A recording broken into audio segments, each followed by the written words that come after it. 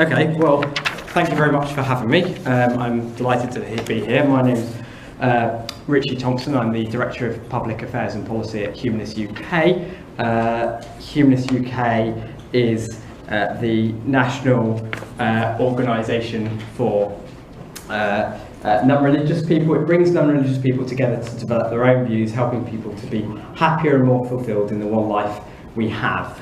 So the kinds of things we do are ceremonies, weddings and namings and funerals, pastoral support in hospitals and prisons and elsewhere, education work, and also campaigning. Amongst our campaigning, assisted dying is one of the more important areas that we campaign on. So I personally have been at Humanists UK for 7 years, and I'm now our Director of Public Affairs and Policy, and I'm the staff member within our Public Affairs and Policy team that works on assisted dying. And our policy on assisted dying is almost precisely the same as that of MDMDs and FATES, we also do work on things related to education, human rights and equality, secularism and other ethical issues such as abortion and organ donation. Work within Scotland is carried out by a sister organisation of ours called Humanist Society Scotland, who we work with very closely, whereas we work on all things that relate to the UK Parliament or the Welsh or Northern Ireland assemblies. So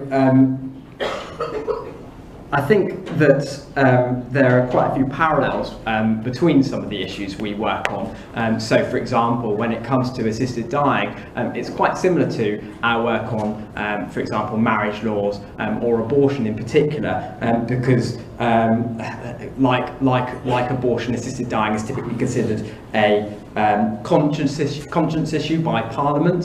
So MPs of different parties are given a free vote on it when it comes up in a private member's bill, for example. They both deal with conceptually quite similar issues, looking at the opposite ends of life or potential life in the case of abortion, and they both fall under Article 8 in human rights terms, the right to private and family life, which I'll come back to in a second. So to be clear right from the start, I am not myself a lawyer. I don't have any legal training, and I'm also not a medic. I don't have any medical training. I work in public affairs and policy, so I work with Parliament, with the wider civil society, with the media, with different civil servants in various government departments, and with our lawyers indeed, to play our part in the various ongoing legal cases. I'm also just going to focus really on England and Wales in what I talk about. Heather is going to talk about Scotland in a minute, more focused on Scotland. And as I said, Humanist Society Scotland do work in Scotland when it comes to the Scottish Parliament. There isn't such an active campaign around this in Northern Ireland. I think partly because of the fact that Northern Ireland is a more socially conservative society that doesn't have various other reforms like, for example, abortion or same-sex marriage. So I think if you look at the pattern around different jurisdictions, typically have happened before assisted dying have. So as a result, there hasn't been so much debate there. England and Wales, of course, is a place where there is a very lively debate within Parliament and through the courts, and so that's what I'm going to focus on. So to start off with a bit of background, I thought I'd just provide a little bit of legal background. This may feel like a slightly technical thing to do in some ways, but actually, I don't know how many of you have ever read Article 8 of the European Convention on Human Rights. So here it is. Article 8 is the right to respect for private and family life, and it's got two bits to it. The first bit says, everyone has the right to respect for his private and family life, his home and his correspondence. Apologies for the 1950s gendered language there. As is fairly typical for various articles, starts off by setting out the positive right that we all have and enjoy. And then the second article sets out the exceptions to that right, the limits on it, that we don't that means that we don't have it in such a blanket way as we might otherwise. So in this case, the relevant bits are the bits that I haven't greyed out, so that says there shall be no interference by a public authority with the exercise of this right, except such as in accordance with the law and is necessary in a democratic society in the interest of public safety, for the protection of health or morals, or for the protection of the rights and freedoms of others. Article 8 is not the only right that legal cases around assisted dying focus on. There's also some focus on, for example, Article 2, which is the right to life, and Article 3, the prohibition of torture. But Article 8 is the one that is most often relied upon. And the European Convention on Human Rights is given force in UK law through the Human Rights Act. So this is the second of my 2 slides on the law. I promise it's just those 2. What the Human Rights Act says is, first of all, it says in section 6.1 that it is unlawful for a public authority to act in a way which is incompatible with the convention right. So what that means is that public authorities, the state, basically has to follow the European Convention on Human Rights in everything it does. And then section 4 sets out that if someone takes a court case that leads to a determination that primary legislation, an act of Parliament, is incompatible with the convention right, then what the court may do is it may issue something called a declaration of incompatibility.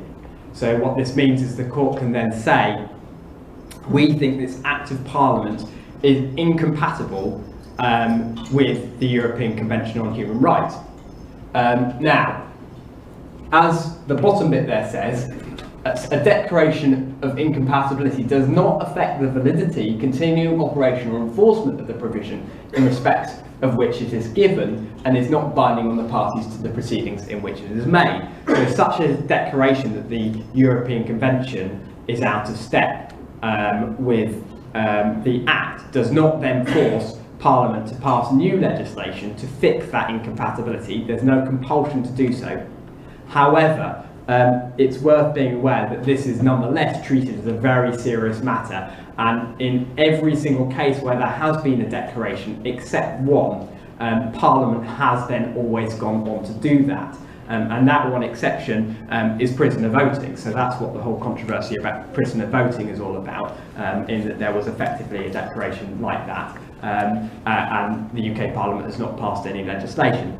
But what this basically means is that if someone takes a case to court and says that the illegality of assisted dying in this country is out of step with, say, Article 8 of the European Convention on Human Rights, if the court agrees, it can make one of these declarations of incompatibility, and the consequence of that will be, well, the court isn't, well, the state isn't then obliged to act, but it almost certainly would, and the general expectation is that it would, and this would be a very strong steer to the UK Parliament to then step in and pass a law to make assisted dying lawful.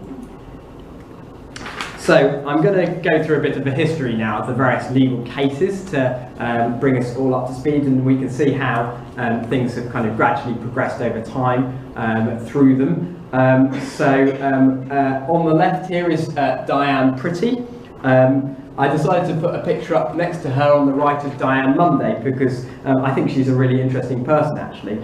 She was the General Secretary of the Abortion Law Reform Association in 1967 when the Abortion Act was passed, and so was instrumental in that progressive reform. But then, 35 years later, in 2002, found herself as the carer to Diane Pretty, the first person to take a prominent legal case on assisted dying in this country. Diane had motor neuron disease, The Human Rights Act was passed in 1998 and came into force in 2000, and what that did was it meant for the first time that people could take human rights cases here in UK courts. In the past, if you wanted to take a human rights case, you had to go up to Europe, but now it meant that you could do that right here in the UK, and Diane Pretty was the first person to do that. She took a case to try and secure legal recognition for assisted dying through the UK courts. In 2002, her case reached the House of Lords, which at the time was the highest court in the UK. Now that's the Supreme Court, which has since replaced the House of Lords. And the House of Lords decided, unfortunately, that she didn't have any claim at all. They said that, if you recall, if I go back a few slides, we've got the Article 8.1 and Article 8.2. They decided that Article 8.1 wasn't even engaged, so she didn't even have a claim that her right to private and family life was being breached by the illegality of assisted dying. Never mind about then coming on to the exceptions to that in Article 8.2. So that's what happened to her initially. But she then challenged the House of Lords decision and took it to the European Court of Human Rights. And found some first progress there. So the European Court of Human Rights ruled in Pretty v United Kingdom, as it's called, that in fact Article 8.1 is engaged. So they decided that assisted dying does fall under Article 8.1. So that's the first bit of progress. But they did still decide that the interference with Diane Pretty's Article 8.1 rights was legitimate under the various exceptions in Article 8.2. So they said that it and I quote, is justified, it may be justified as necessary in a democratic society for the protection of the rights of others. That such interference is within what is called the margin of appreciation afforded to different countries to decide how to interpret their convention rights. Now, the reason they found this was not because they did a big assessment of the facts in the UK. They don't really do that. They only really look at the law, and they leave primary findings of fact to the UK courts. But they simply found, and I quote, that the government has stated that flexibility is provided for in individual cases by the fact that consent is needed from the Director of Public Prosecutions to bring a prosecution. It does not appear to be arbitrary to the court for the law to reflect the importance of the right to life by prohibiting assisted suicides while providing for a system of enforcement and adjudication which allows due regard to be given in each particular case to the public interest in bringing a prosecution, as well as the fair and proper requirements of retribution and deterrence. In other words, the lack of prosecutions in some circumstances was part and parcel of why the current law was found then by that court to be legitimate. But it was found in a way which made it clear that the court primarily relied upon the UK courts themselves to make the findings of fact, as I said a minute ago, around the prosecution approach. Therefore, it didn't preclude the UK courts themselves from subsequently doing a deeper dive into the issues at hand, the kind of approach to prosecution, for example, over the lack of certainty as to when prosecution might or might not be brought, and coming to a different conclusion. Incidentally, I saw Diane one day at an event last year. She had a quite busy year for her because, of course, last year was the 50th anniversary of the 1967 Abortion Act. She is a patron of Humanists UK. I went over and started talking to her about assisted dying, in fact, and she said that she thought that this is a great unfinished social reform of our time, essentially. So she sees this as really important. The next person to bring a case was Debbie Purdy. So Debbie had multiple sclerosis, and picking up on the decision in Diane Pretty's case, she argued that, I see what that decision said, but there's a lack of clarity around when the Director of Public Prosecutions would or would not prosecute someone who assists another to die, and she said that lack of clarity is itself unlawful. So she took a slightly more targeted case looking at the fact that there isn't any clarity there. So Debbie is on the left, and on the right is the person who was the Director of Public Prosecutions at the time, Sir Keir Starmer, who of course has since become an MP and is now, as I'm sure you all know, the Shadow Brexit Secretary. After he entered Parliament in 2015, Keir quickly joined the all-party parliamentary Humanist Group, which is a group of about 100 MPs and peers to which Humanists UK provides a secretariat. And in the Commons, he has personally since spoken out in favour of making assisted dying legal. Now, Debbie actually won her case in the House of Lords in 2009, and so in 2010, the Director of Public Prosecutions was forced to publish his policy for prosecutions in respect of cases of encouraging assisted suicide, as it's called. So this document now sets out in some detail when the Director of Public Prosecutions will prosecute someone who assists another to die.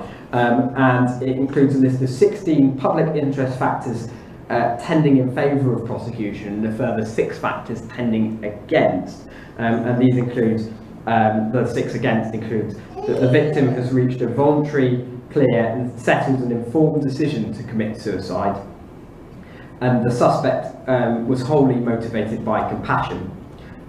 So this does provide some guidance as to when prosecution will and will not be brought.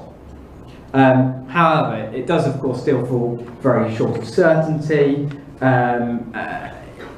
You're still having to subject yourself to police questioning after engaging in such an act. In fact, one of the factors tending against is that you immediately go and hand yourself in after you've assisted someone to die.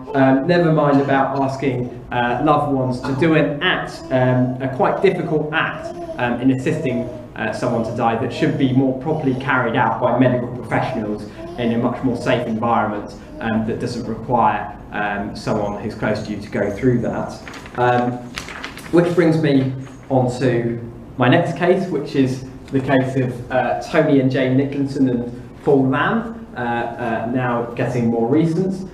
So on the left we have Tony and Jane, and on the right we have Paul. Tony had locked-in syndrome, as I'm sure we all remember, and he decided to take a new case more directly challenging the fact that he wasn't allowed assistance to die, a bit more like what Diane Pretty did. It was clear, he argued, that he met the DPP's factors against prosecution, but there still wasn't any certainty or any right for him to die or to be assisted in doing so, or any mechanism by which he could do so. And so for that reason he took his case. Tony regrettably lost his case at the High Court and subsequently died 2 weeks after the decision came back in 2012. So his wife Jane took over in his stead, arguing that her right to family life had been disrupted by the fact that he wasn't able to have an assisted death. And Paul Lamb also stepped in and came in with Jane Nicholson, and they took this case together. So Paul is someone who is severely physically disabled as a result of having a car accident in the early 90s. He is able to move one of his arms and everything from the neck up, but otherwise can't move, and is in constant severe pain. Having said that, his pain is not so severe that he wants to have an assisted death now, and he says quite happily that he may not want it for another 20 years, but he anticipates that because of the situation he's in, that is something that he will almost certainly one day want when his pain gets worse as he gets older. And when I've met him, he describes it as money in the bank is a phrase that he likes to use, and I think this is a common thing that many of you will have heard, that often people want the reassurance of knowing that they can have an assisted death when the time comes, as much as they might actually, or more than they might actually want the right to have that right now. And many people in places like the Netherlands or other jurisdictions who make inquiries about having assisted death and get the right to do so, then don't actually use it because they just want to know that they can. And Paul, I think, in a very long-term sense, fits into that category. So we at Humanists UK intervened in the Nicholson's case and in Paul's case, which means we became an interested party to the case. So we were part of the formal legal proceedings. We weren't the main lawyers working on behalf of the Nicholsons or Paul Lamb, but we worked to the same goals, and we did so with fantastic lawyers like a barrister called Keelan Gallagher, who is a QC who has gone on to represent us also in our interventions in the Conway and Omid cases, as well as 3 cases that are going on at the moment about abortion in Northern Ireland. So right now we've been working on 5 different cases together at the same time, all to do with Article 8, which has led to some confusion sometimes with her and I, but I think those cases are actually strikingly similar in many ways in terms of the kinds of issues they look at. And what we do when we intervene in those cases at Humanists UK is that we feel the thing that makes us unique is that we really have a unique intersection of interest between medical ethics and the law.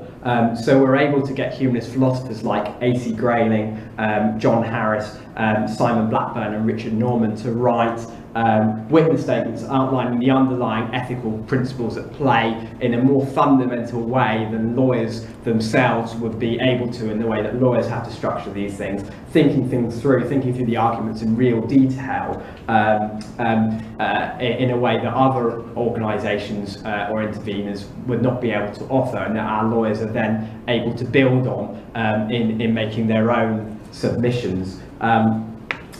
This is something that's a known thing from the court's point of view for organisations to do, that has been seen famously in a US-assisted dying case where the particular this style of doing it like this was called the Brandeis Brief, after a particular philosopher who was the first to do it. Actually, no, I think, sorry, it was the claimant that the name came from. But anyway, it's a pattern that we've repeated.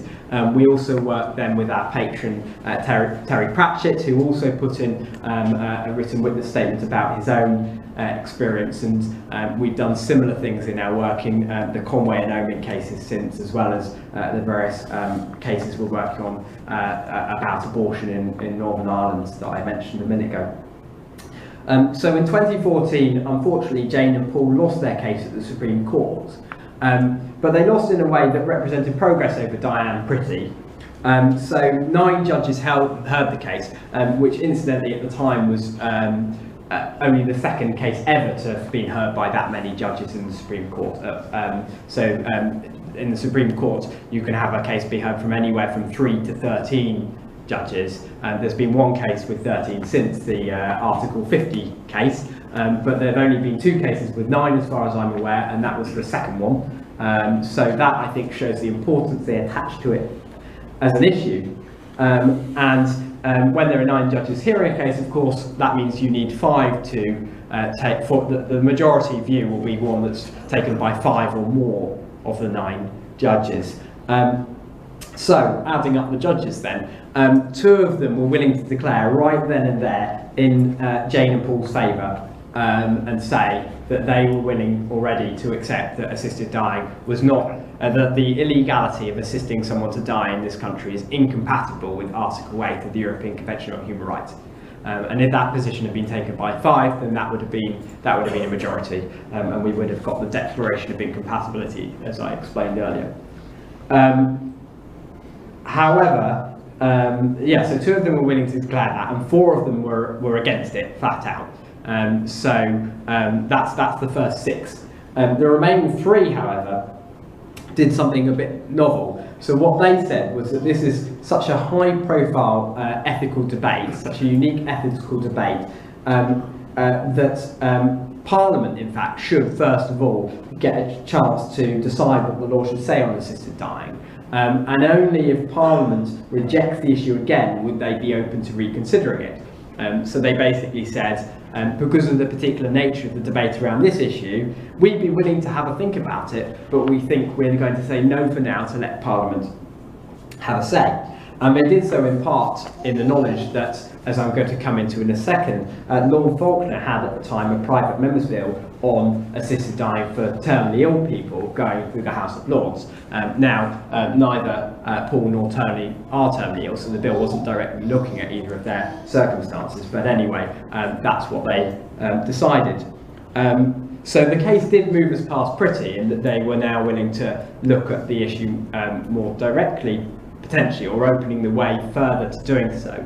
But it was, in my view, actually a really bad judgment, because it was the first time ever, in fact, that Parliament, that the courts in this way has ever refused to consider an issue and whether or not something is lawful or unlawful by deference to Parliament, by saying that Parliament should have a view first. And I don't think that it was necessary for them to do that, because, as I set out at the start, a declaration of incompatibility is simply saying, in our view, we as judges, the current law is incompatible. It's then up to Parliament to decide what to do about that declaration of incompatibility and to fix it. And that's what would normally happen, and that's what I think should have happened here. Unfortunately, we've seen that decision, Nicklinson.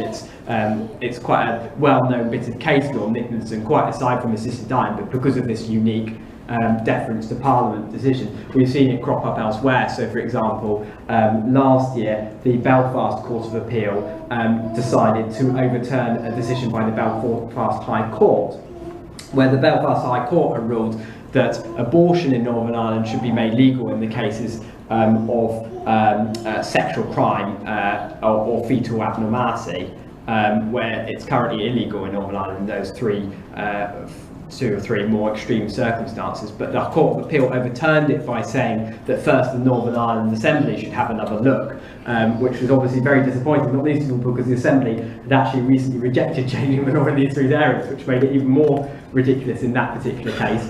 But anyway, there we go. That case is now being heard by the Supreme Court, and we're waiting a decision.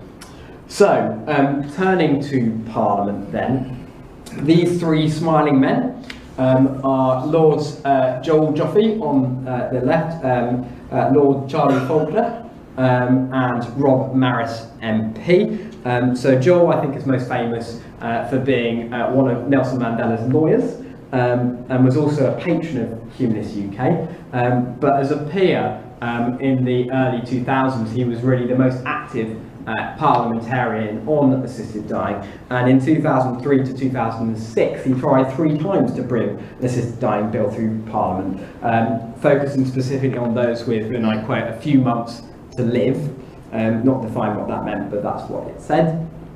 This work prompted the House of Lords to form a select committee, a group of peers coming together to look in detail at the evidence and go through things very thoroughly. And in 2005 they published a report which was really the last big report out of Parliament on this matter. And on the committee there were people like Joel and Lord Dick Deverne, who was the chair of the All-Party Parliamentary Humanist Group at the time, but also prominent opponents of assisted dying like Baroness Finlay. And the committee couldn't agree on a way forward, so it didn't make any recommendations. And as for Joel Joffe's bills, they were not voted down, but they lacked government support, and so they didn't have enough parliamentary time scheduled for them to be fully debated before the sessions in which they were tabled ended. So if you don't get a bill, if a bill runs out of time in a calendar year, in a 12-month period, then it basically just gets discarded when it comes to private member's bill, and that's what happened to his 3 bills. Then from 2010 to 12, Dignity in Dying commissioned the think tank Demos to run what was called the Commission on Assisted Dying, which was chaired by Lord Faulkner. And the Commission did recommend a change in law for those who have 12 months or fewer to live, is what it said. And this served as a springboard for Lord Faulkner to bring his own assisted dying bill, again 3 times from 2013 to 2016, with Dignity in Dying organising this. The time limit on the bill when it was brought each time was those who have 6 months or fewer to live. The bill made the most progress of in fact, I think any bill on assisted dying in Parliament when it had its second reading in 2014 and actually passed that second reading. A majority of Lords voted for it to go through at second reading, which is the most significant progress that's happened in Parliament. But that was as far as it got, because again, after that, the government didn't schedule any more time for it, that parliamentary session, because the government didn't support it. And unhelpfully, it was just after it passed second reading that the Supreme Court made its decision in the Nicholson case. So that was what happened to that bill. It made a kind of significant bit of progress, but ultimately didn't get any further. And then finally in 2015, Rob Maris, the MP on the right, brought a private members' bill in the House of Commons, which was the first private members' bill to be brought on the subject in the House of Commons since 1997. It was the same bill as the one that Lord Faulkner had been bringing in terms of its contents, and was organised by Dignity in Dying again. And we, you know, as we did with all of these bills, worked in favour of it. Not going as far as we would want to see, but nonetheless still progress. And you know, so we would brief MPs and peers in the all-party parliamentary humanist group to say we would go further than this, but we think it's still worth supporting. But unfortunately, that bill was defeated. It was voted down at its first reading by 330 against to 118 for, which in fact was a bigger defeat than the assisted dying bill in the Commons in 1997. So unfortunately reflected that there hadn't been much progress there. Now that might partly be because the composition of the Commons in terms of the political makeup had changed, and Labour MPs were more likely to vote in favour of the bill, I think both in 1997 and 2015, than Conservative MPs were, but it did get cross-party support from all the parties, so many of the prominent voices within Parliament for assisted dying now are Conservative MPs, so maybe hopefully that will be something that will start to change. So finally, in terms of my chronology, that brings me to the current cases of Noel Conway and Omid T. So Noel, as I'm sure most people here know, has motor neuron disease, while Omid has multiple systems atrophy. Both of them are members of Humanists UK, as indeed are Jane and Paul. With Parliament having made it clear that it isn't going to consider or isn't going to change the law on assisted dying, this really opened up the way for fresh court cases, hopefully moving things past that decision in the Nicholson case at the Supreme Court, where they said this is for Parliament to have a look first. The reason for there being two court cases is, of course, because the Conway case is actually for the first time out of all of these cases being organised by Dignity in Dying, and as such the lawyers are proposing a scheme that just limits what they want to see to those with 6 months or fewer to live, mirroring the recent bills, which would mean that what they're arguing for is more limited than what Tony Nicholson or Paul Lamb or indeed Omid would require themselves. And so that's why the Omid case has been brought to keep things open to those who have wider circumstances. The Conway case is ahead of the Omid case in terms of its progress through the court, but it has had a somewhat complicated route, to put it mildly. So the first thing that happens when you bring a court case is that you have to get permission to have your case heard, for your case to have a full hearing before the court you're bringing your case to, because so first of all, judges will decide, well, is this case even arguable at all, and only if they decide that it is will they then go on to give it full time. The Conway case unfortunately lost its permission hearing at the High Court initially, and so the decision on permission was appealed to the Court of Appeal, which decided that it should get permission, and so then it went on to have its full hearing at the High Court. It lost that too, and the High Court refused it permission to appeal to the next court up, the Court of Appeal. So then the decision on permission to appeal to the Court of Appeal was appealed to the Court of Appeal, who in a turn then did give it permission to be heard at the Court of Appeal. So now it is due to have its full hearing at the Court of Appeal.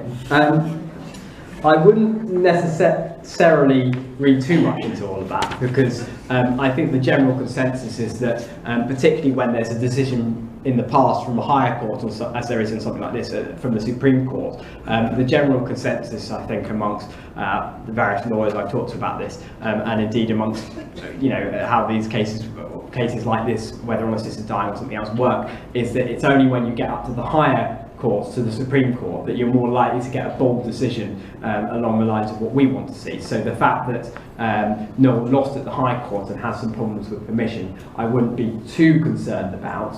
And actually the High Court full hearing that he had did represent progress in pushing past Nicholson, with the court saying that now, with the clear rejection of the Rob Maris bill, it is in fact the time for the courts to grapple with this issue properly.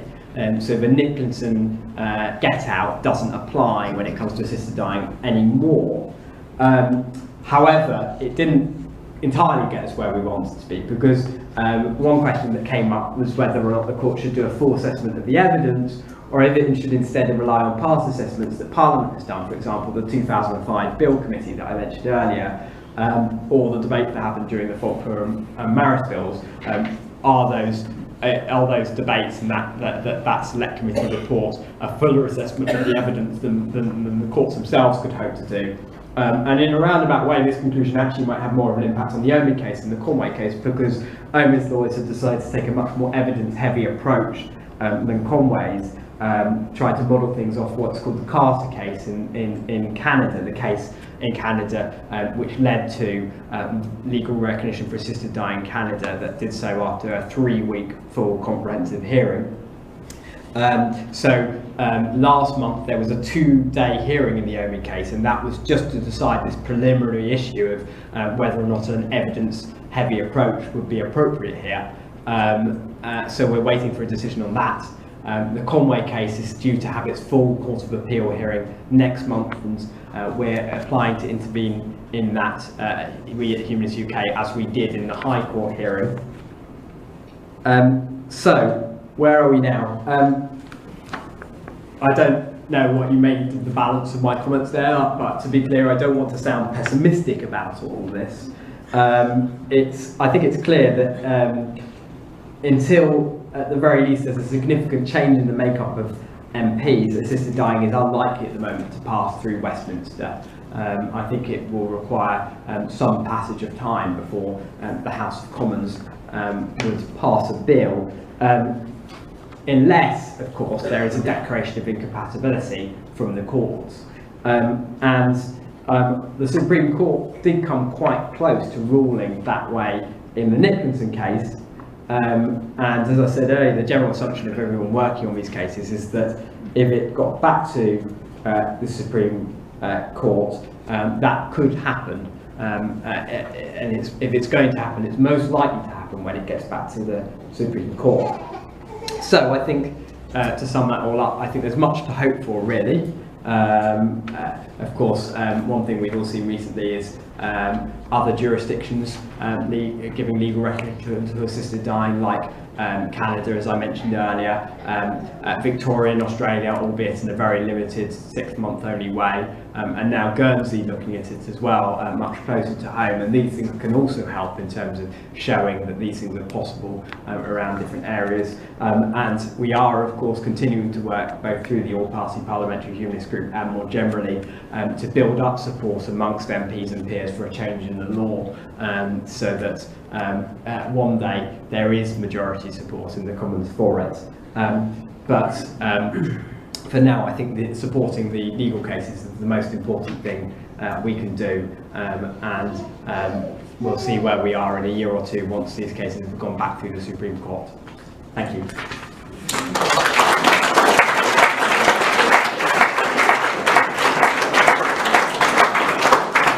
Questions? Yeah. Or do you want to do questions at the end? I don't mind. Shall I take this? So, is this working? Thank you for that really interesting talk, Richie. There's a lot of detail in these legal cases.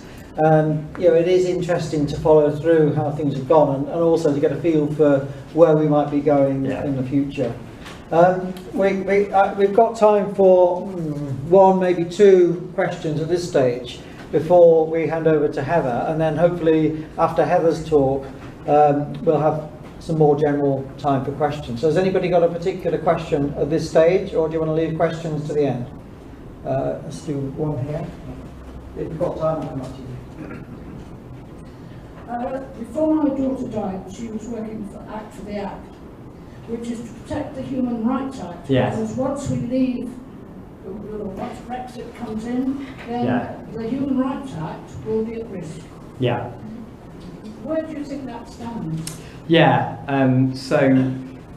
the government has said that it's not going to look at repealing the Human Rights Act, of course, as you said, until after Brexit. So it's parking that for now. It is concerning that they want to repeal, that the government wants to repeal the Human Rights Act. It mainly says it wants to do so by criticising certain perceived rights that people have through the Human Rights Act. Although actually I think most of that criticism, first of all, of course, a lot of this is somewhat, is quite misguided in that it's criticism that isn't really fair, like, well, we weren't able to deport this person because of the Human Rights Act, when actually often that kind of, you know, if you delve into the details, what's being alleged there doesn't really pan out to reflect what was said. But secondly, because no one has proposed to pull out of the European Convention on Human Rights, and in fact the criticism is actually really criticism of the European Convention, not the Human Rights Act itself, because all the Human Rights Act does, to be clear, is just take the European Convention and put it into domestic law, so that people, before the Human Rights Act passed in 1998, if you were a UK citizen and you want to allege that your human rights have been breached, you had to go off to the European Court of Human Rights. Whereas now you can take such a case through the UK courts first, and only if you fail at that might you then be able to go off to Europe. So all the Human Rights Act does is really take the European Convention on Human Rights and bring it home. From that point of view, I can't really see how you can change it, particularly without, if you don't plan to pull out of the European Convention, which I really don't think we should do. Obviously that would be a complete disaster, both in terms of human rights protections and in terms of the message it sends to other countries around the world with much worse records on human rights. So I think it's really important that we don't see our human rights settlement weakened. At the moment, though, I think things have gone a little bit quiet around that, because the fact that Brexit is happening first and is sucking up so much oxygen in Parliament and from civil society means that has drawn the focus away, as well as meaning that specific threat has receded a bit. So I think that's where things are with that. Okay.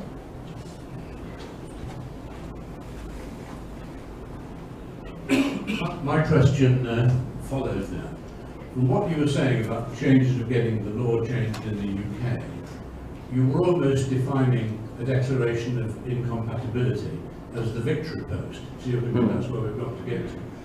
I wonder whether it's that relevant, because actually the political concept of sticking it to the European Court of Human Rights has almost become a badge of political honour. And if they were to say it is incompatible, I don't think it naturally follows that our Parliament would want to say, oh well then, okay, and throw in the sponge. If anything, it might have the alternative effect. Well, I think I tried to set out at the start that of all the times there have been declarations of incompatibility, either from UK courts or from the European court saying that our law breaks the European Convention, there has only ever been one occasion when Parliament has not then gone on to resolve that issue, which is prisoner voting, as I said.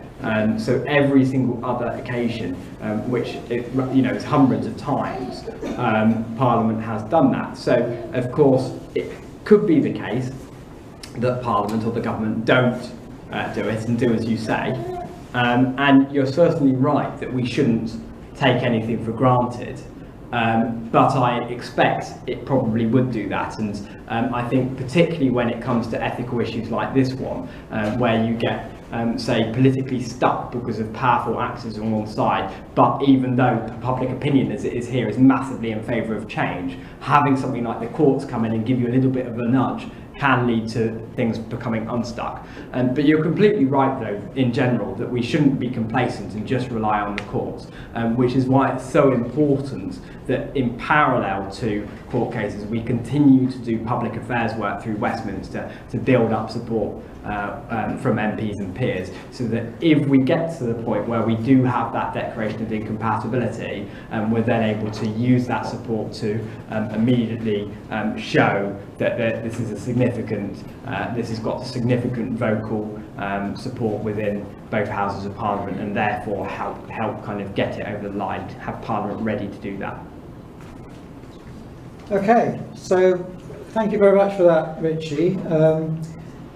Don't go away, because after Heather's talk and one or two questions perhaps in response to that, if there's some time left, we'll have Heather, Richy and if necessary me talking on behalf of MDMD, so you can see how the three organisations are working together and how similar we are in our objectives. So maybe a round of applause for Richy to thank you.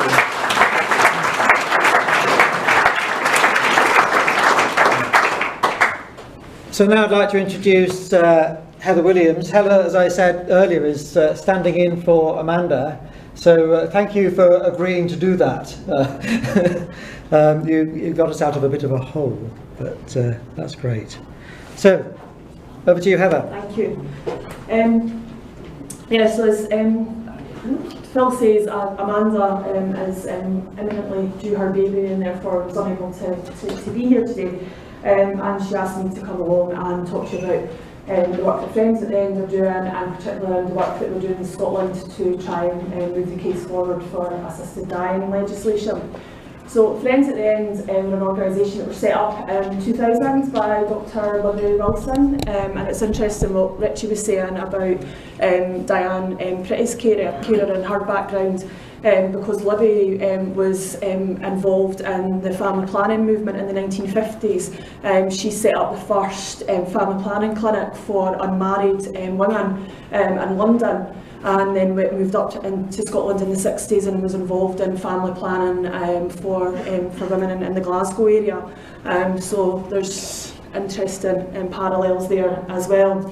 So yeah, the organisation was set up by Libby Wilson, Dr. Libby Wilson in 2000, and a number of other colleagues who are still involved in the organisation. In fact, I can see one sitting right in the front. So, and in terms of our aim, this is what we are campaigning for, what we would like to see. Is that we believe that medically assisted dying should be available to all mentally competent adults with either a terminal illness or an incurable condition causing hopeless and unbearable suffering, with no reasonable alternative to relieve it, provided this is their own persistent request. That's our policy in terms of what we're hoping to achieve. Now that's our long-term aim in terms of what we want to see. In the short to medium term, we are also working to ensure that people have as good a death as they possibly can within the current legal framework. To that end, we have been doing some work around advance directives, which I'll talk about in a little bit.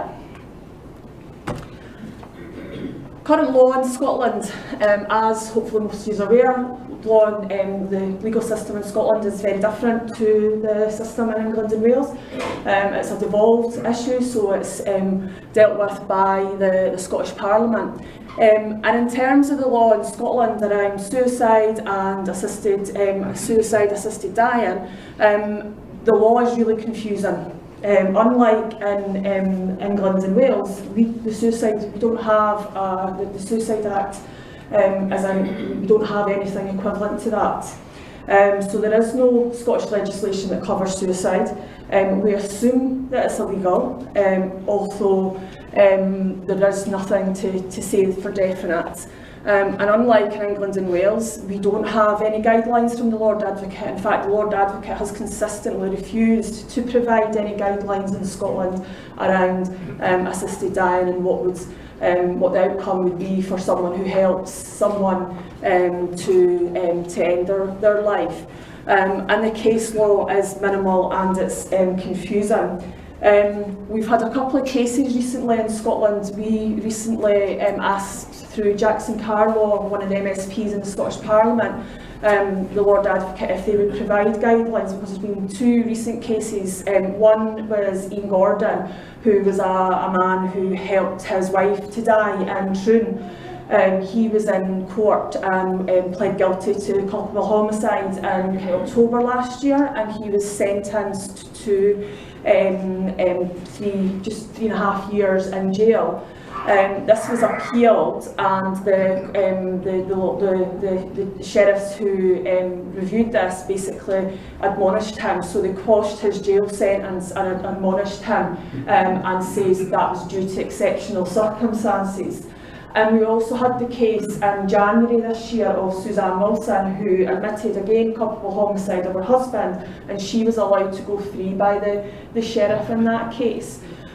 So the difficulty that that we've got is that there is no definitive guide, and it's up to we're leaving it to our justice system, we're leaving it to our sheriffs, who at times are taking a compassionate response, but actually we know that our justice system's not perfect, it's not blind. There's biases within the justice system, so if and that's, I don't think it's, we don't think it's fair.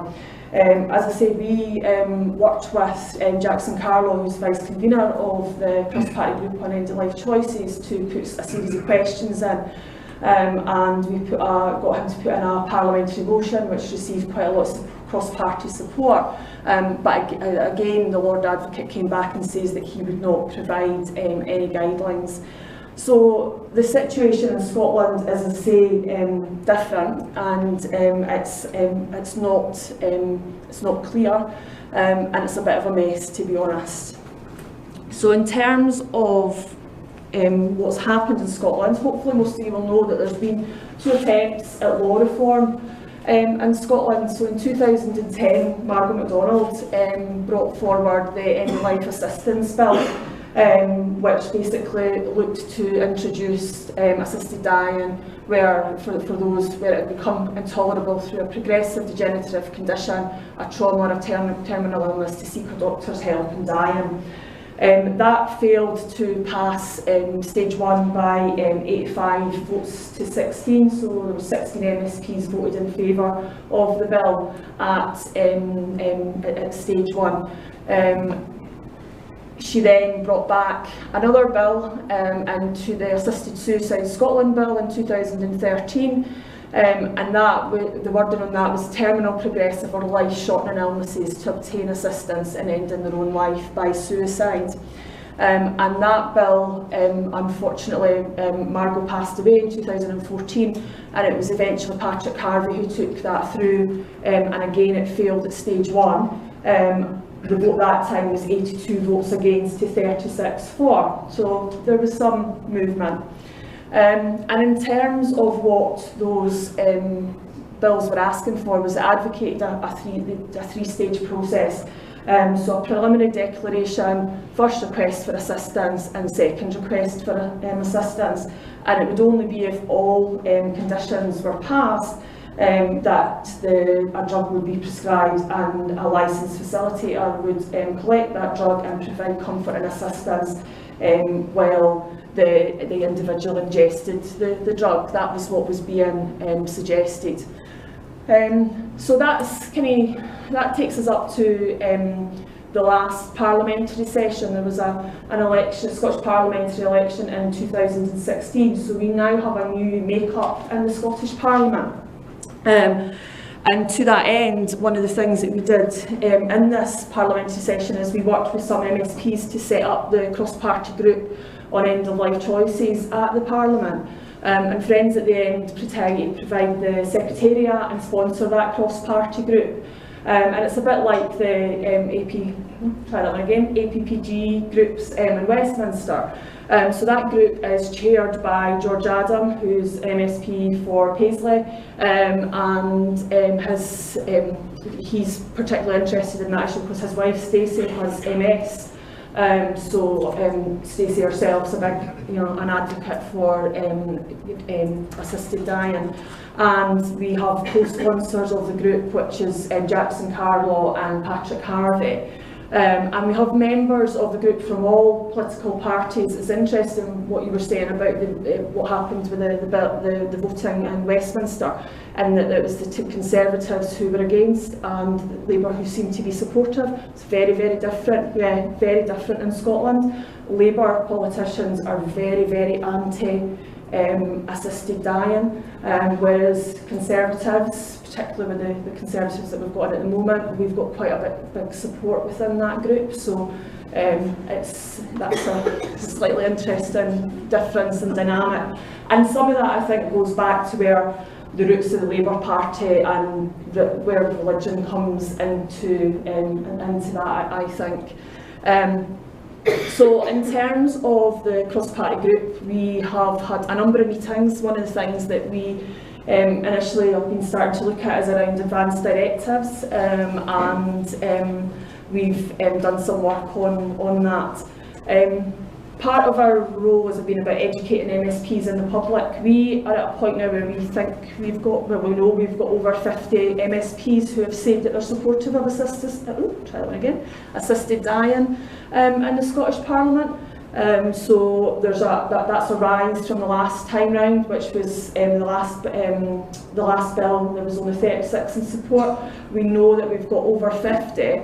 There's still a few that we don't know about, not being able to find out what their position is, but that's something that we are working on either through the MSPs or through our members, is to try and get some information about them.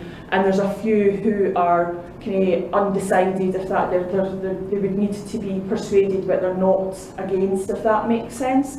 So that's kind of where we are at the moment with the makeup of the MSPs.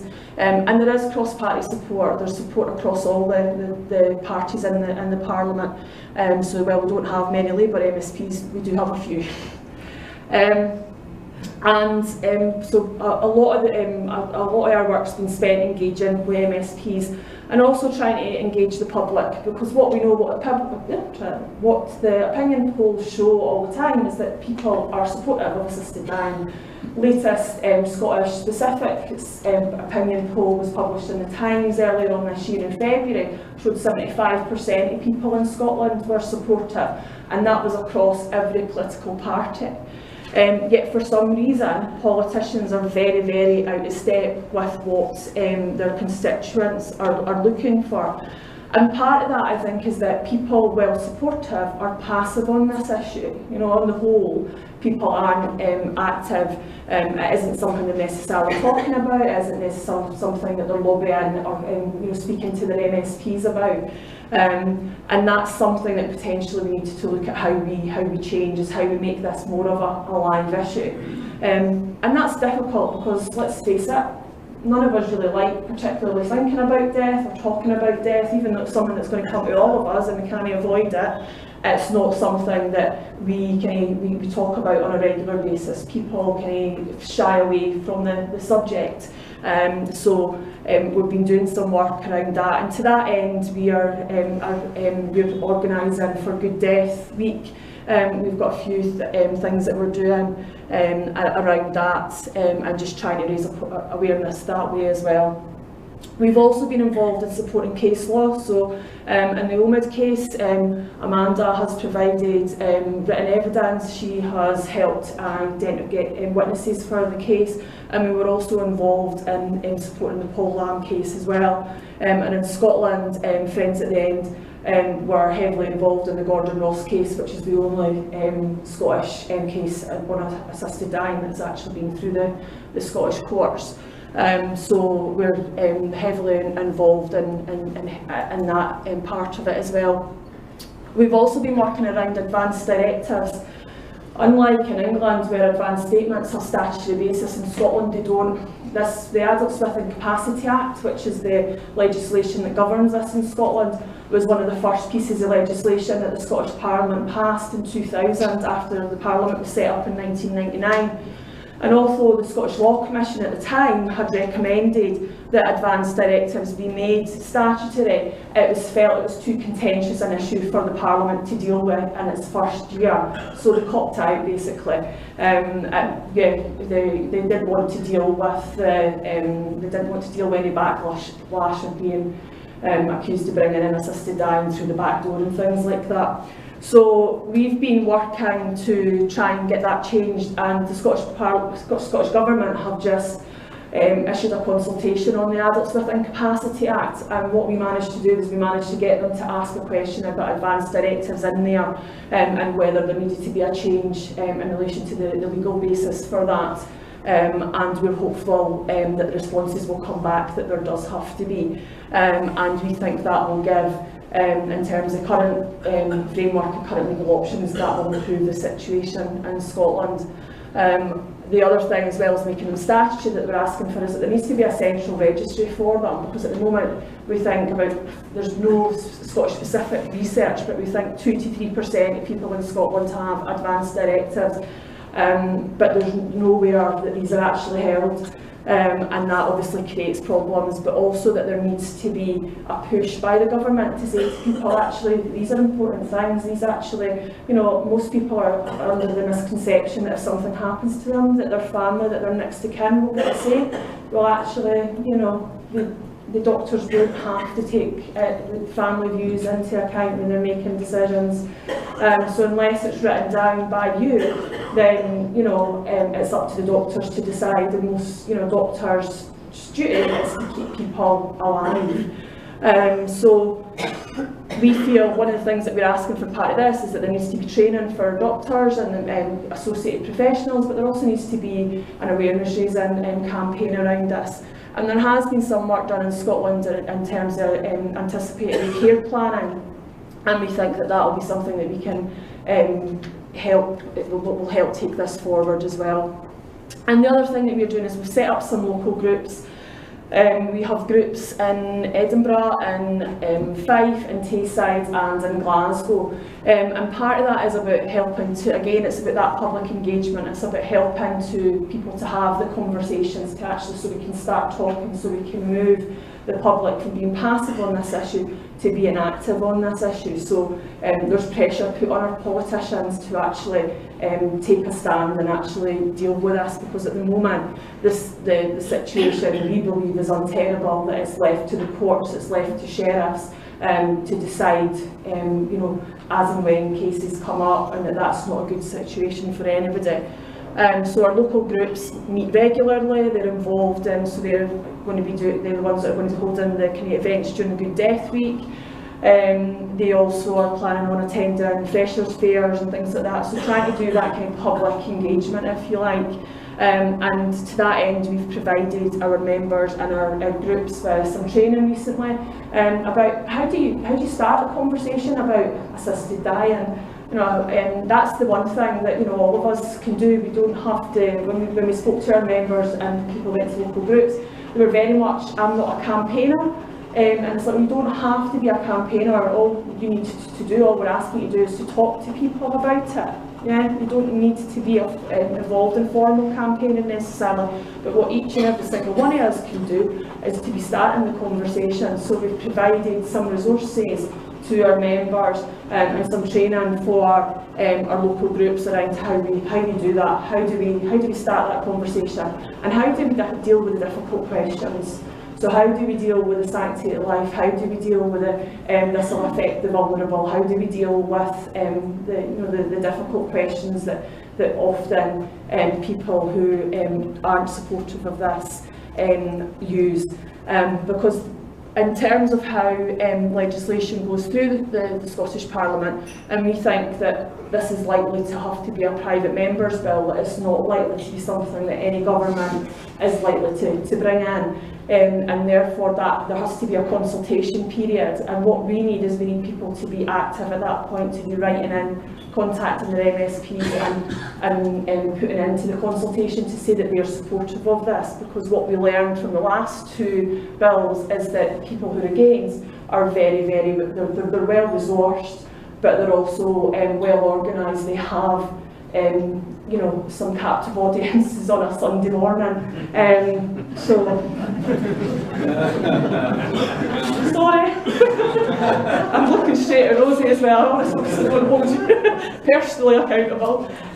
So we need to be as well organised. We have to have people who are then able to write in and say that yes, we're supportive of this. And that's the work that we're doing at the moment, is preparing the ground so that when a bill comes through, a member's bill comes through, because there will be another one, we're absolutely 100% sure of that. We're not 100% sure when it'll happen, but we know there's that one will come. That we're in a position where actually we've got people on the ground who are ready to actually say, yeah, actually, this is what I think we need. And that's where we are in Scotland. Okay.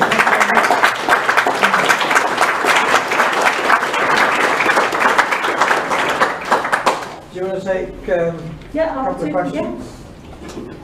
So what we'll do, if there's questions specifically about fate or the situation in Scotland, we'll maybe take a couple of questions on that, and then we can open it up to a more general discussion. I'll bring Richy back in and I'll speak for MDMD, and we can have we see how the three organisations fit together. So any specific points about fate or what's going on in Scotland? No. Well, possibly. Well, while I'm walking in your direction, we can turn it probably into... Okay, I'll try and pull it. My understanding is that fate does have volunteers who actually provide practical support. That would be the befriend at the end. So what we've done recently is set up a kind of separate organisation for the befrienders. So they're now befriend at the end, and yeah, they will provide support and you know, they are over the telephone and things like that for individuals. They'll meet with people to talk about their options and their choices. Thank you, that's clarified that, because I thought they were under the same umbrella. Yeah. Well, they were. They So were, they yeah. were parted, Yes, yeah, but parted company. when Well, they're still parted part of company, them. but it's a different Yeah, arm. we kind Different of, arms, yes, yeah. yeah. Thank you. Yeah. Any other fate or Scotland questions, or should we? Doesn't voluntary, sorry, I've got Parkinson's now. I'm so nervous. Okay. The voluntary vest, when I lived in Edinburgh, there was a voluntary euthanasia society. And Is that umbrella now? yes, I think, Gordon, correct me if I'm wrong, but I think that, yeah, I'll let you. Yeah, I'm Gordon Wiley, one of Heather's colleagues, a past convener of the Friends at the End. Some of you may already know that. And the Voluntary Euthanasia Society of Scotland, I think, may still exist. And it was an organisation that Libby and I were at one time members of. Yes. But I'm not sure if there's anything other than some kind of unitary and vestigial existence anymore. As I say, it may still exist, but we've always felt that we offer a better deal for people. And as you say, Libby at one time was quite active in giving befriending advice. But we're concentrating now really on getting the law amended, because this seems to be a more immediate and direct way of doing things. It's not really possible for us to assist people to die, but I'm sure you all know that there are various things that one could look up on the internet, such as Nembutal, or go on holiday to places like Mexico, where you can buy that, I understand, fairly regularly, but how you get it back into the United Kingdom, I really couldn't say. Thank you. I'll stop you at that point. Okay, so let's open it up to more general questions, and Richy, do the microphone. I thought what would be interesting at this stage is, because there's representatives of all these three organisations, just to firstly point out that the three groups are working a lot more closely together. We've been having very regular meetings over the last few months, and that's planning to continue. We're finding that basically our approach is, I dare say the word identical. We'll get one or two wrinkles, but it's close to identical. And so our three groups have a lot in common. Obviously, we've got Fate concentrating on the Scottish Parliament. We've got Humanists UK, who assisted dying is one of their campaigns amongst a whole selection of humanist campaigns.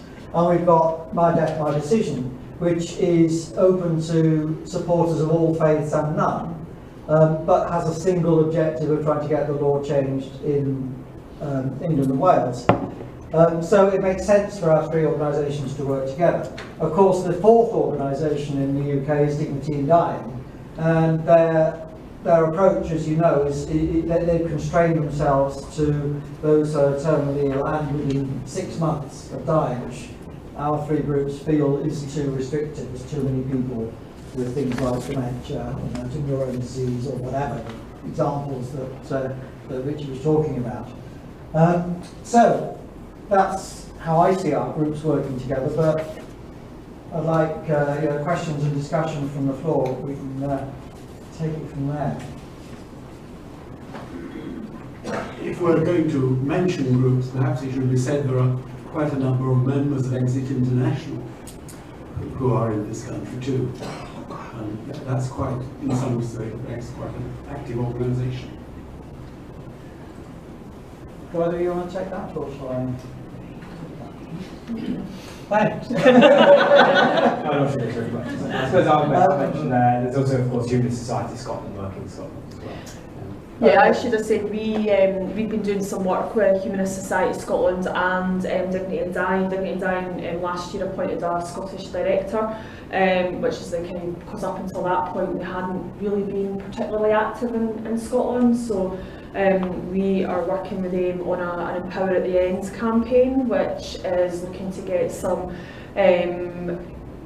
some policy changes into parties' manifestos for the next Parliament in 2021, and that's around the right to diagnosis and provision of relevant information, the right to a dignified death, and the right to appropriate palliative and end-of-life care. So those are the kind of, we're taking a very much going down a kind of try to go down a rights-based approach. And we recently put in a response to the Equalities and Human Rights Committee in the Scottish Parliament, basically saying that the Scottish Government and public authorities were being, weren't meeting their duties, because in terms of the Human Rights Act, that is enshrined in the Scotland Act, which set up the Scottish Parliament. So that's the other wrinkle in terms of Westminster trying to do away with the Human Rights Act, is that it's actually enshrined in the legislation that set up the Scottish Parliament. So, and we very much have used that as a basis of saying that actually this is what needs to be looked at because it's a human rights issue, and we used Article 2, 3, 8 and 14 were the ones that we were saying that very much the Parliament and the government and public authorities aren't meeting those duties at the moment for people in relation to end-of-life care. Okay, but to answer the question, which was what about Exit International? Exit International are, I don't think, a campaign organisation. They are more about helping people actually end their own life, and they give advice, they give workshops on how to do it. From NDMD's point of view, and I'm sure from these two as well, we don't think that's the right way to do it, actually. We think that we can understand why people might want to do that, given the alternatives, of which are very limited. But they haven't had professional advice, they haven't had professional counselling. I mean, if you go to Switzerland, at least you get to talk to a doctor. There are some checks and balances in there. Exit International, I think, I would like them not to exist, because there is a law that changes that puts them out of business. So we don't advocate what they do, we don't give information about what we do. We accept that when there are no better absolutely, some people might want to go down that route, but it's not what we're aiming to do. We're aiming to get the law changed so that those sort of alternatives just aren't required. So, but my lawyer friends think that let's move on quickly.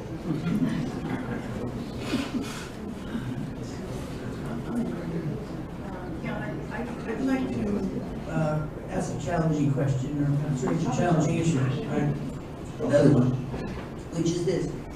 Listening to the two speakers, and somebody who doesn't really know the inside of what's actually happening on the ground at the moment. What struck me is that there's unlikely to be another general election until 2022. And that says that there are, hello, am I having my picture taken? Yes. That says to me that there's a good run-in to actually having some influence on who gets elected in the next election. And it feels to me, I'm sorry about to say this, but it feels to me like sort of banging our heads against brick walls with the current crop of MPs that we have in Westminster, not so much perhaps in Scotland, would seem to me to be something that we might not put a lot of emphasis on. In other words, what we might be doing is trying to influence two things: getting out the people from Parliament who currently are objecting, so influencing them not to be elected next time, and getting into Parliament those people who might be more sympathetic to the cause. And I wonder whether either of our speakers have any experience of that might be worth sharing.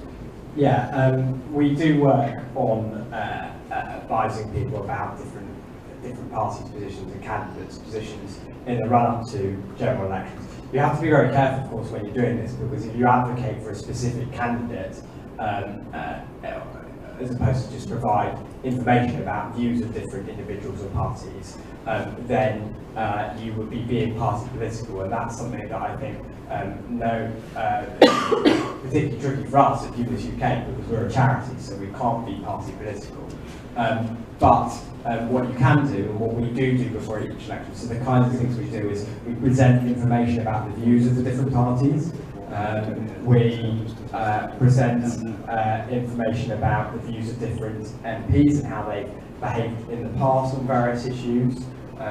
We also provide information to help people write to their different candidates to seek their views, or to go along to hustings in order to challenge the candidates at the hustings, or how to address these issues on the doorstep. If an MP or a prospective parliamentary candidate knocks on their door, here's a little script of what you can say to challenge them on these issues. And I think those are the kinds of things that it would be great to see MyDeath-MyDecision starting to do more of come the next general election, if it's in 2022 or if it happens to be sooner. I don't think you can. I mean, you can't it would be much more difficult to try and get involved in candidate selection processes around an issue like this. I think that would be a large amount of work. But one thing that MDMD could look to do, for example, as well, is to see party political groups that are active on assisted dying establish themselves within each party to lobby within that party. So, for example, we have a humanist Liberal Democrat group, a Labour humanist group, a Conservative humanist group, a Green humanist group, who are very active within different parties. The Liberal Democrats and the Greens have democratic policy making, which is quite useful, and I think that's led the Liberal Democrats, for example, to corporately have policy that's quite good on assisted dying, that's probably in favour of it, albeit they still allow individual MPs to vote with their conscience.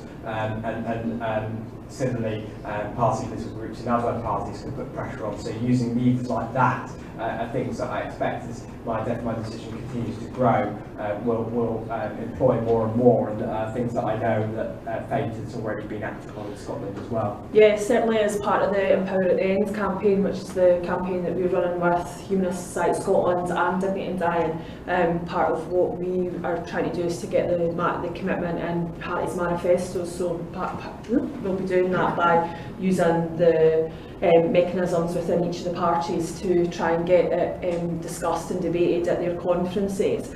And we're planning on being at the conferences as well, so we definitely have got that kind of angle about looking at who are the next kind of generation, the next lot of politicians. So we're doing that as well as working with MSPs that are in Parliament at the moment to see where we go next. Okay, let's have one last question, which could be here, but you've already asked the question, so if anybody else wants to ask a question, Thank you. I'm conscious that this is my second question. Was there one over there? Yeah, it was also, No, it doesn't matter. Well, you take it. No, you go ahead. Okay. As quickly as I can. Is this on? Yeah. Right. The law hasn't really changed much in the past 5 years, and probably in reality isn't going to change greatly in the next 5 years either. But medical practice has changed in the past 5 years to a very significant degree, specifically the availability of patients' records. If you want to go to Switzerland, to use Dignitas or somebody like that, as an end-of-life facilitator, they have got their own standards, and in order to comply with those, they will ask you to bring with you your medical records. They are your property. But now, if you ask your doctor for your medical records, please, the doctor is probably going to be obliged by his own insurance company to say, why do you want them? And if you say, because I'm going to go to Zurich, he will be in breach of his own professional indemnity policy if he gives them to you. Now, that is relatively new, and I don't think there's anything that Parliament itself could do about that. The people who could do something about it, obviously the insurance companies or the BMA, but it's a totally different branch of lobbying, and one that could potentially be much more productive than concentrating on MPs whose minds are probably set for the time being. I haven't come across that specific issue before, and that's quite interesting. I mean, obviously they are on one level obliged to give to you because of data protection laws and it being information all about you. But yeah, there are obviously problems here, and there are problems more generally, as you were hinting at, with the position of many of the royal colleges and the British Medical Association, for example, that are at best neutral, but more likely, unfortunately, against assisted dying. There has been a lot of debate, as I'm sure lots of people know, within the BMA in particular about this over the years. So 1 year it shifted its policy after a protracted consultation and period, and then a debate at its annual conference. It shifted its policy from opposed to neutral, which was great. But then, unfortunately, the next year, the president had changed to someone who's personally against it, and that individual then very quickly, after a much shorter debate, shifted it back to opposed. There has been a renewed debate over the last few months, somewhat prompted by the British the BOJ. You may have well seen that, and there does seem to be more interest within the medical profession for reform in this area, but I think you're probably right in essentially what you're saying, that it seems to be a sensible step to take as a preliminary step to try and move various medical bodies more in favour before turning attention to Parliament. That's why it's really important that any medical professionals who are in favour of assisted dying get together and advocate towards that end. Dignity in Dying have got an affiliated group called Healthcare Professionals for Assisted Dying that focuses on doing that, although of course again they're somewhat limited in their policy. I mean, certainly in terms, one of our new council members is a retired doctor, and he is looking to set up the group. In fact, I think he's meeting Colin next week to try and set up a medical professionals for assisted dying that obviously has a wider policy than the Dignity in Dying's group has. But I mean, in terms of access to your records, under the new GDPR regulations, doctors can't refuse to share information. So yeah, I mean, if anybody has personal experience of having difficulty getting their medical records, do let us know. It's the information that we can use to try and further the campaign. So I'm sorry we can't take any more questions, we've got to move on. please, thank you very much, Richy and Heather, for really interesting